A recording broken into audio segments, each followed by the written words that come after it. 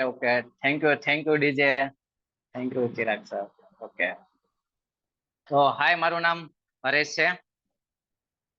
Okay. હા, 10:30 વાગે ગયા અને આજે આપણે ફર્સ્ટ ક્લાસ આપણા ફેમિલી સાથે પાછા આવી ગયા છે. ફરી ફર્સ્ટ ક્લાસ મસ્ત મજાનો આપણો 20 વ્યક્તિનો પરિવાર થઈ ગયો છે ધીમે ધીમે કરતા. હા, જો ઘણા બધા બેસી ગયા છે અત્યારે. મને દયા મેડમ દેખાય છે, અંકિતા મેડમ દેખાય છે, અમીષા મેડમ દેખાય છે, રમા મેડમ દેખાય છે, ભાવિકા મેડમ દેખાય છે. બધા જ કંઈક ને કંઈક પોતાનું કામ કરતા કરતા સાથે 10:30 વાગ્યા એટલે ઘણા બધા લોકો એવું ગણીએ ને તો 90 થી 95% વ્યક્તિ આપણી હાજરી પૂરેપૂરી આવી જ જાય છે, ડેલી માટે આવી જાય છે. તો જોરદાર એકવાર તમારા માટે તમારા બધા માટે એક વખત હું ક્લેપિંગ કરું છું. જોરદાર. ઓકે. તો અહીંયા આ પરિવારને આ કોમ્યુનિટીમાંથી આવી આ પરિવારમાં આવ્યા પછી મેં મારું જીવનશૈલી, મારી થોડીક સારી ખરાબ આદતોને મેં સુધારી, મારા ખાવા પીવામાં ચેન્જ કર્યો, મારા કોચની ગાઈડલાઈન પ્રમાણે મેં ચાલ્યા અને ઘણું બધું સર પાસેથી શીખતા શીખતા મેં મારું ઓલમોસ્ટ ગણી તો 3.5 થી 4 મહિનામાં મેં મારું 19 કિલો વેટ લોસ કર્યું છે હેલ્ધી રીતે. અને મને સારું લાગ્યું તો મેં મારા મમ્મીને સર્વપ્રથમ મારા મમ્મીને કીધું. એનો બહુ બેસ્ટ સારું રિઝલ્ટ આવ્યું છે. 17 કિલો વજન એનું ઘટ્યું છે. તે પછી મેં મારા મિત્રોની મદદ કરી છે અને હજી પણ ઘણા બધા વ્યક્તિની મદદ કરી શકું, કોકના જીવનમાં બદલાવ કરી શકું એવી મારી ઈચ્છા છે. અને રોજ સવારમાં અમે 5 વાગ્યાના લિંકમાં બેઠા હોય, અમારા સર અમને શીખવાડતા હોય, કંઈક ને કંઈક નવું નવું ડેઈલી માટે શીખવાડતા હોય. અમારા ડેવલપમેન્ટ માટે અમે લોકોની મદદ કરી શકીએ એ માટે અમે કંઈક ને કંઈક દરરોજ શીખતા હોઈએ છીએ. તો આજે અમારા સરે અમને બહુ મસ્ત એક વસ્તુ શીખવાડી છે કે તેણે અમને એક પત્ર, એક લેટર સંભળાવ્યો એવા વ્યક્તિનો કે જે બહુ મહાન હસ્તી છે, આપણે અમેરિકાના બહુ મહાન હસ્તી છે, કે જે એને એના પુત્ર તરફથી એક લેટર, એની ફરિયાદ જે હતી ને એ લેટરમાં લખાય. તો એ પત્ર અત્યારે દિવસે દિવસે ફરતો ફરતો બહુ બધી જગ્યાએ ગયો અને એટલો ફેમસ પત્ર થયો છે ને એ પત્ર, કે એ અત્યારે એના દેશમાં એમ કહી શકાય કે આપણે જેમ આપણા દેશમાં કેમ અત્યારે આપણે ગીતા છે તો ગીતાને એક સાર રૂપે લઈ શકીએ છીએ, તો એવી જ રીતે એ બાઇબલની જગ્યાએ પણ એ પત્ર એનું સ્થાન લઈ રહ્યો છે, એની હારે કમ્પેરમાં લઈ રહ્યો છે. કે તો એ પત્ર આપણે સરને કહીશું દિવસ કે આપણને એ સ્ટોરી સંભળાવે છે એની, પણ અત્યારે હું જે સમજો છું, મને જેટલું એમાંથી આવડ્યું છે એટલો હું તમારો અત્યારે એક્સપિરિયન્સ મારો કહી શકું છું. પછી જયારે આપણે એના વર્ડ્સમાં એ પત્ર વાંચીશું. ઓકે. તો એ પત્રમાં એવું લખ્યું હતું કે એનો દીકરો હતો. આપણે બધાને આપણા ખુદના સંતાનો હોય ઘણા ખરા, અને તો હું વ્યક્તિને હું જોઈ શકું છું કે બધાને પોતાના સંતાનો કોઈક ને કોઈકને આપણા પોતાના બાળકો હોય છે, અથવા આપણે કોઈકના દીકરા છે, આપણે આપણા પેરેન્ટ્સના સંતાનો આપણે છીએ. તો એ પત્રમાં એવું લખેલું હતું કે એનો દીકરો છે, દીકરો નાનો છે તો તોફાની હોય, થોડું ઘણું કામ કરતા હોય, મતલબ કેમ મીન્સ કે અત્યારે આપણે 5મું 6ઠું ભણતા હોય છોકરા, કોઈ પણ વ્યક્તિ હોય તો મોસ્ટ ઓફલી આપણને કઈક ઘરમાં તોફાન કરતા હોય તો આપણે એને ખીજાતા હોઈએ છીએ. તો બાળક એટલું માસૂમ છે કે એક રીતે તોફાની પણ છે અને માસૂમ પણ છે, બે નજરે આપણે બાળકને જોતા હોઈએ. તો હંમેશા આપણે આપણા બાળકને થોડાક ઇગ્નોર કરતા હોય બીજાની કમ્પેરમાં. આપણે હંમેશા બીજાના બાળકોને થોડુંક માન વધારે દેતા હોઈએ છીએ કે જો ઓલો આવી રીતના આમ કરે છે, જો ઓલો એટલું બધું ખાય છે, જો ઓલો એટલો હોશિયાર છે. એવી જ રીતના તો આ વ્યક્તિએ જેને પત્ર લખ્યો છે ને એનો પુત્ર છે, એના પુત્રના અને એના પિતા વચ્ચેનો સંવાદ છે થોડોક, કે એનો છોકરો એના પપ્પાને મનાવતો હોય, મતલબ કાંઈક ને કાંઈક દિવસના એના પપ્પા કામ કરીને આવે તો જયારે છોકરો એના પપ્પાને કેતો હોય કે પપ્પા ચાલો મારી સાથે રમીએ, તો એના પપ્પા ના પાડતા હોય કે અત્યારે મારી પાસે સમય નથી, હું ઓફિસેથી થાકીને આવ્યો છે. તો ઓકે. તો પપ્પાને વહેલા મોડું જમવાનું થતું હોય છે અને પપ્પા ક્યારેક બહાર જતા હોય છે તો ત્યારે દીકરો એને કઈક વાત શેરિંગ કરતો હોય કે પપ્પા હું આજે મારા મિત્ર સાથે આવી રીતના રમતો હતો, આવી રીતના. તો પપ્પા તેને ઇગ્નોર કરતા હોય છે કે હા ભાઈ હા એમ કરીને તું એમ કહી હાલ તું તારી રીતે રમવા મળે ને એવી રીતના. તો મોસ્ટ ઓફલી કઈક એવો સાર હતો કે ક્યાંક ને ક્યાંક આપણે આપણા બાળકોને બધે ઇગ્નોર કરતા હોઈએ છીએ. કોઈ પોતાના બાળકને પ્રેમ તો બધા બાળકોને કરતા જ હોય છે, પણ જે માન સન્માન થી અત્યારે આપણે એની જે નજરે માન સન્માન દેવું પડે, કંઈક ને કંઈક એની નાની મોટી નું ધ્યાન રાખવું પડતું હોય છે, ક્યાંક ને ક્યાંક એની ફિલિંગ આપણે સમજવી પડતી હોય છે. તો એની ફિલિંગ આપણે સમજતા નથી ક્યાંક ને ક્યાંક, એને ઇગ્નોર કરે. આપણે એમને કહેતા હોય કે તું હજી નાનો છો, કાંઈ પણ વસ્તુ કહેતા હોય તો આપણે એની પાસેથી કઈ નોંધ ન લેતા હોય અને હંમેશા એને ખીજાયા કરતા હોય છે. તો એ વ્યક્તિ એના જયારે થોડોક સમય ગયો ને પછી વ્યક્તિને રિયલાઇઝ થયું કે મારો દીકરો હું સમય નથી આપતો મારા ઘડતર માટે. તો એ વ્યક્તિએ કંઈક પત્ર એવો લખ્યો હતો કે જયારે આપણે એ જે વ્યક્તિએ જે લખેલો છે ને એના સંવાદમાંથી આપણે સાંભળીશું પછી નેક્સ્ટ સમય. પણ એ વ્યક્તિ એટલા ગડગડા થઈ ગયા ને એના દીકરા માટે કે એને એવું કીધું હતું કે હું આજથી ટ્રાય કરીશ કે હું બેસ્ટ પિતા બની શકું, બેસ્ટ એક પતિ બની શકું, કોઈ પણ એક બેસ્ટ મિત્ર બની શકું કે જે સામે વાળો વ્યક્તિ છે હું મારી અપેક્ષા રાખ્યા વગર હું એને સમજી શકું. કોઈ પણ વ્યક્તિને આપણે સમજી શકીએ, કોઈની માનશે. આપણે પત્ની સાથે ઘણી વખત એવું બધું થતું હોય છે કે આપણા પત્ની સાથેના રિલેશન એક રીતે બધાને સારા જ હોય છે, પણ ક્યાંક ને ક્યાંક આપણે એની વાત નથી સમજતા હોતા ક્યાંક ને ક્યાંક. તો આવી બધી વસ્તુ ઘણી બધી થાય છે. તો એને એવું કીધું કે આજ પછી સર કોકનું માઇક અનમ્યુટ થયું એવું લાગે છે. Okay okay, thank you. તો ક્યાંક એને એવું કીધું કે આજથી હું એવી ટ્રાય કરીશ કે હું મારા સંતાન માટે એક બેસ્ટ મિત્ર બનીશ, એનો બેસ્ટ પિતા બનીશ. બહુ સારો એક પત્ર હતો, પણ આપણે નેક્સ્ટ વાર એ સાંભળીશું. તો આ કમ્યુનિટીમાં આવીને કાંઈક ને કાંઈક આપણને શીખવા મળતું હોય છે, કાંઈક ને કાંઈક હંમેશા કાંઈક ને કાંઈક નવા રિઝલ્ટો મળતા હોય છે.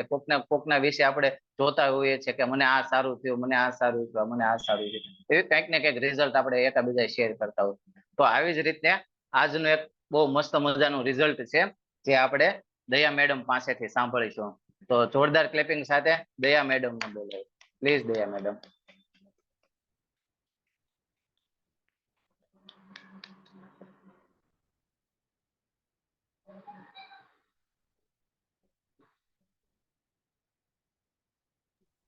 ઓકે, જો હા.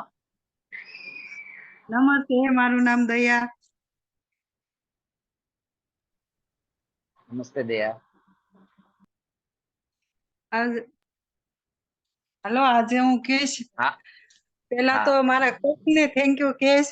Thank you Haresh sir. હા. જે રિઝલ્ટ આવ્યું છે એ હું આજે બતાવીશ. 3 હા મહિનામાં 15 કિલો વજન ઘટ્યું અને જે બીપી ની ટીકડી લેતા એ બંધ કરી અને સાંજે 12-1 વાગ્યા લગીને જાગતા એને બદલે હવે હા 10 વાગે સુઈ જાય છે. સવારે 4:30 થાય ત્યાં જાગી જાય છે. નકર તો સવારે જગાડવા પડતા, કેટલી વાર જવું પડતું જગાડવા.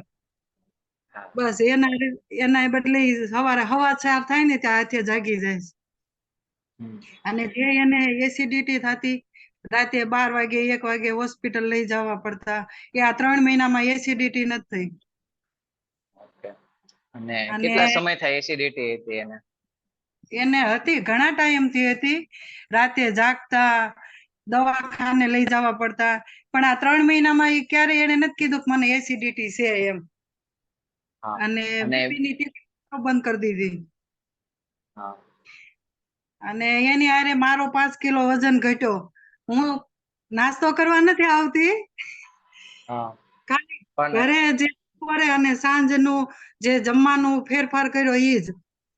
હા, તો મતલબમાં આપણે જે જીવનશૈલી બદલते આપણને એક આપણા પરિવારનો એક સભ્ય જયારે જાતો હોય ને ત્યારે જયારે આપણને શીખવા મળતું ને તો એક વ્યક્તિથી આપણા પરિવારનો આખો માહોલ સુધરે છે, આખા પરિવારને રિઝલ્ટ મળતું હોય છે ક્યાંક ને ક્યાંક આપણી જીવનશૈલી બદલીને.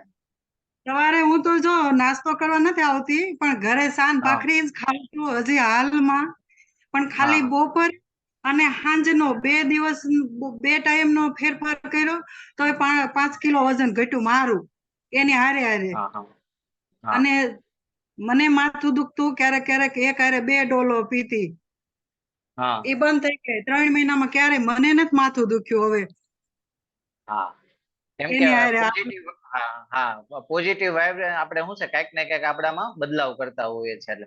અને બીજું એક મારે કેવું હતું કે જયારે મિલન સર આપણે પેલા જયારે એને ગેસ એસિડિટી ને એવું બધું થતું ત્યારે રજાઓ કેટલીક પાડતા હતા? જેના કેમ ગેસ એસિડિટી ના હિસાબે ક્યારેક કામે ન જઈ શકતા હોય હા એવી રીતના. હા બહુ વહી આવતા ચાલો ઓફિસે થી ઘરે વહી આવવું પડતું એટલી હા એસિડિટી થતી એક હાથ દુખતો વાહમાં દુખતું હવે કાંઈ નથી દુખતું નહીં હાથે હારો થઈ ગયો હા અને તો ધીમે હા ઓકે એટલે એટલો તો ધીમે ધીમે બદલાવ આવ્યો એનામાં તો આવ્યો પણ અમારામાં આવ્યો એમ ઘણો હા નથી કેતા ઓલો કાળિયા પાસે ધોળિયા પાસે કાળિયા ને બાંધે વાન નો આવે પણ હાન તો આવે ને એમ હા બરોબર એક જ ચેક હા કરવા જાય છે પણ હારો હારો અમારો ફેરફાર થયો એમ એનામાં જોઈ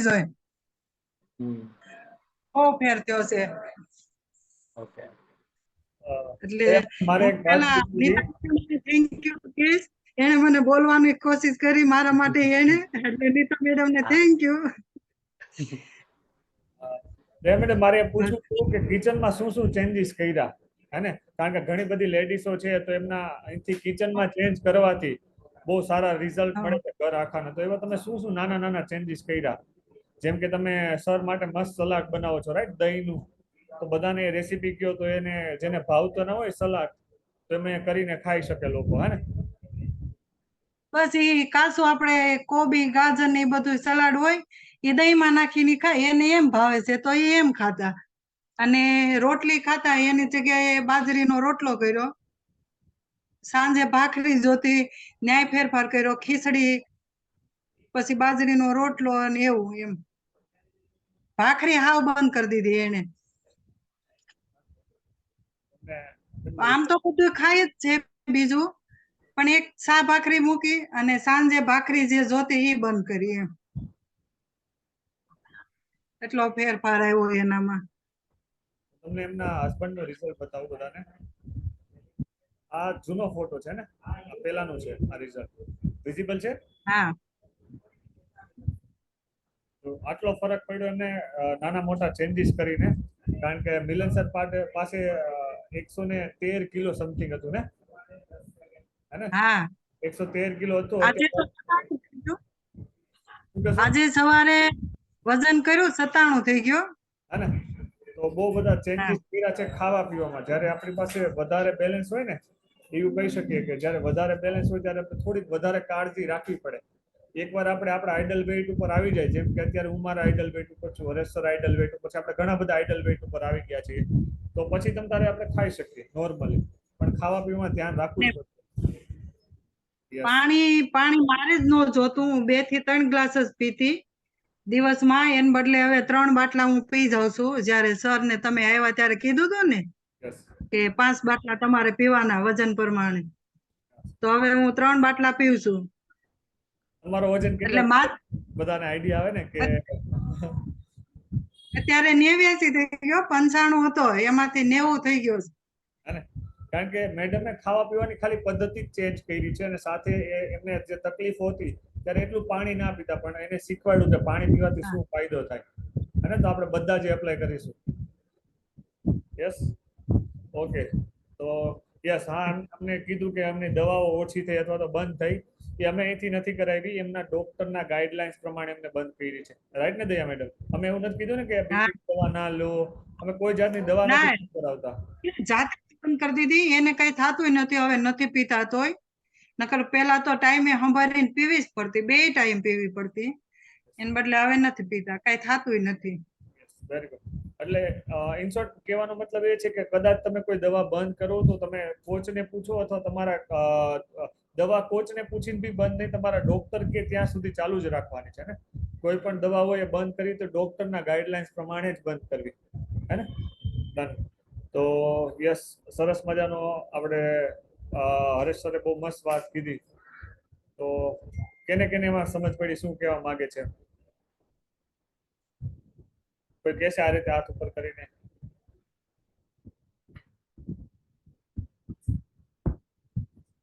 યસ હરેશ સર એક લાઈનમાં તમે વર્ણવી દો તમે જે વાર્તા કીધી ઓકે તો એ વાર્તાનો શોર્ટ એવો છે કે આપણે આપણા સંતાનને ઇગ્નોર ન કરવો જોઈએ અને અત્યારે જે નાના નાના એને જે આપણે નાના નાના એના પોઈન્ટ કહેતા હોય છે ને કે તું આવો છો, તું આવો છો, તું આવો છો, તું તો આમ કરશો, તો એ ધીમે ધીમે એને નાના નાના કરીને એક ટાઈમે જયારે એ મોટું ઘડતર થાય ને તો એ આપણાથી દૂર જતો રહેશે, આપણાથી દૂર જતો હોય. એની નાની નાની શેરિંગ ખુશીઓ, એની ખુશીઓ અત્યારે એ આપણને પાસેથી એની ઈચ્છા છે તો એ ધીમે ધીમે આપણને નહીં કહે, અને એની ખુશી પછી એના મિત્ર પાસેથી એને બહારથી ગોતશે, એ આપણને મિત્ર નહીં બનાવે.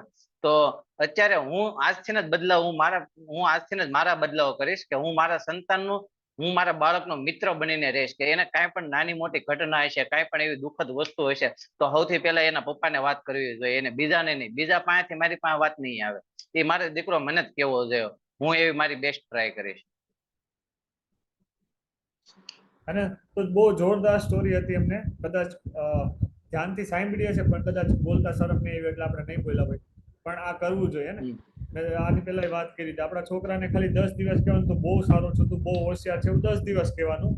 અને 10 દિવસ એવું કહેવાનું કે તને કાંઈ નથી આવડતું, કાંઈ નથી આવડતું. ખાલી 10 દિવસ એ ખાલી અપ્લાય કરીને ચેક કરજો હે ને. પછી એવું હશે ને તો કાલે કા પ્રમ દિવસે હું તમને એક મસ્ત પ્રયોગ કરવાનો કહીશ, ઘરે બેઠા બધાથી થઈ જશે. અને એકવાર તમે એક્સપિરિયન્સ કરજો, મને વિશ્વાસ નહોતો આવ્યો અને મેં ટ્રાય કરી હતી. હું તમને એક પ્રયોગ કરવાનું કહીશ, ઘરે બધાથી થઈ જશે અને બધા પાસે હશે જ. તો આપણે તમને નેક્સ્ટ સેશનમાં આપણે શીખવશું એક મસ્ત છે જે પ્રયોગ, આપણે જે બોલવાથી શું પ્રભાવ પડે ને, આખી જે હરેશ સરે જે વાત કરી ને એ જ કરી છે કે બોલવાથી શું પ્રભાવ પડે, એના ઉપરથી જ આખો એ પ્રયોગ છે અને સાયન્ટિફિકલી છે, તમે ખુદ એ કરી શકશો. ઓકે, તો કોઈને આજનો કઈ ક્વેશ્ચન એવું કઈ હોય તો આ રીતે હેન્ડ રેઝ કરી શકે. યસ ભાવિકા મેડમ કઈ પૂછવું છે? Yes Bhavika madam. સર જે વાત કરી ને એના ઉપરથી એક લાઈન યાદ આવી, મસ્ત લાઈન હતી, મેં આજે સ્ટેટસ પણ મૂક્યું છે એનું.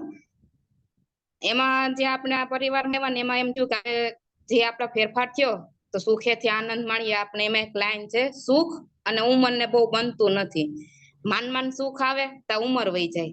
તો અત્યારે જે આપણે સુખ લઈએ છીએ તો એ જીવન આનંદથી માણી શકીએ, એના માટે જે આપણને આમાં બધું આ પરિવારમાં આવ્યા પછી જે ફેરફાર થયો છે, જે રિઝલ્ટ મળ્યું છે, જે આમ જીવવાની મજા આવે છે, તો એ એક પ્રકારનો આનંદ જ છે ને. તો જેમ બને એમ વધારે આપણે બીજા લોકોને પણ પ્રયત્ન કરી શકીએ મદદ કરવાની, કારણ કે એનું જે દુઃખ છે એ ઓછું થાય તો એ સુખમાં આવી શકશે ને.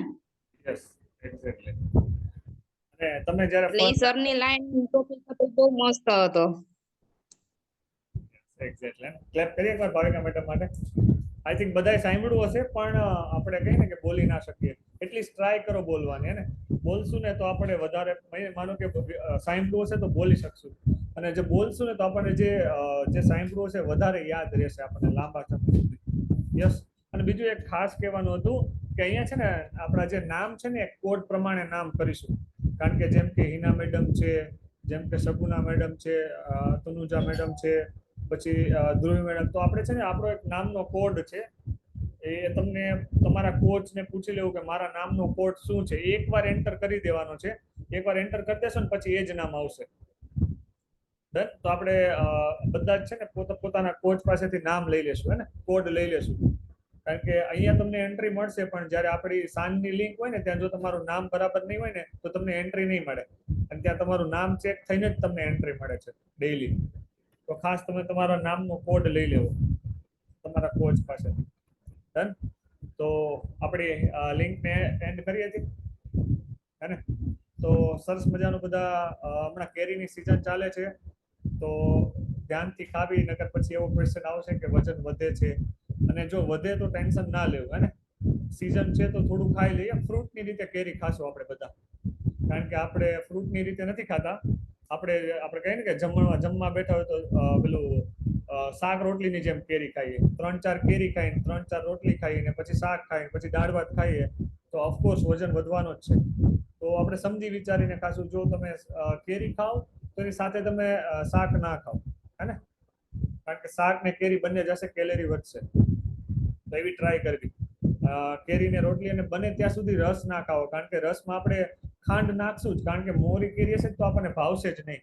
ખાંડ અને દૂધ નાખશું જ, એટલે આપણે ટ્રાય કરવાની કે ડાયરેક્ટ કેરીની ચીરો ખાવી. ચીરો ખાશું તો આપણે ઓછી ખાશું અને એને અસર બી વધારે કરશે શરીરને, એમાં જોઈએ મળશે. અને ઓકે, બધા ખાસ પાણી પીતા રહેજો અને ડીશના ફોટા ખાસ બધા જ મોકલે છે.